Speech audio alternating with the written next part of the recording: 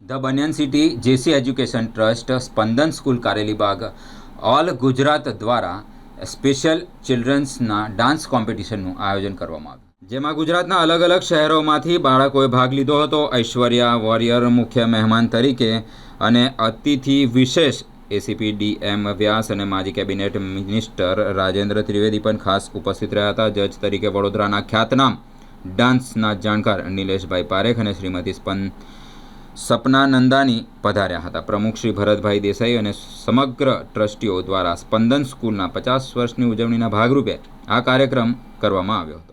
વડોદરા શહેરમાં કારેલીબાગમાં સ્પંદન school for mentally challenge 50મું વર્ષની ઉજવણી કરી રહી છે અને આ ઉજવણીના ભાગરૂપે સમગ્ર ગુજરાતમાંથી મનોદિવ્યાંગ બાળકોની શાળાઓના સોલો અને ગ્રુપ ડાન્સની એક કોમ્પિટિશનનું અમે આજે આયોજન કર્યું છે.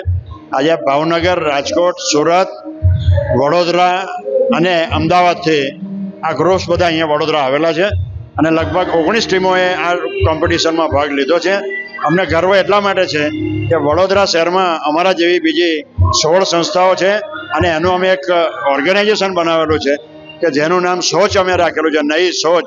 એ નઈ સોચ હેઠળ અમે એમના ટ્રેનિંગના કાર્યક્રમો કરીએ છીએ અને સ્પંદન 1976માં શરૂ કરેલી શાળા આજે 2026માં 50 વર્ષ પૂરા કરવા જઈ રહી છે, ત્યારે અમે અત્યંત આનંદ અને ગૌરવની લાગણી અનુભવીએ છીએ અને વડોદરા શહેરના નાગરિકોને અપીલ છે કે આવા બાળકોને તમારી સાથે મિક્સ કરો, ભેગા થાવ અને એમને એક નવો આનંદ અને લાગણીનો ભાવ આપો.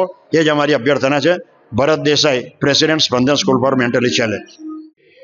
સ્પંદન એક એવું નામ કે ખરેખર માણસના મગજને નહીં, હૃદયને પણ ધ્રુજાવી જાય. 50 વર્ષની અવિરત સેવાઓ આ મિત્રોની છે અને તે મેન્ટલી ચેલેન્જ બાળકો, મનોવિજ્ઞાનની દ્રષ્ટિએ દિવ્યાંગ બાળકો, અને એ બાળકોને શીખવાડતા તરાસતા એક કલાકાર તરીકે એનામાં જીવ ઊભો કરવો એ બહુ જ મોટી વાત છે.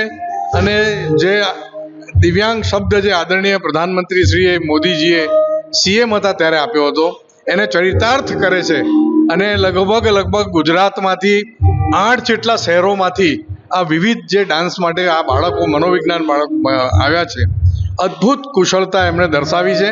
એમના શિક્ષકોને અભિનંદન, એમના માતા પિતાને વિશેષ અભિનંદન અને સ્પંદન કે જેણે આ કોમ્પિટિશનનો કાર્યક્રમ અહીં વડોદરામાં કર્યો એમને અઢળક અભિનંદન આપું છું. ધન્યવાદ.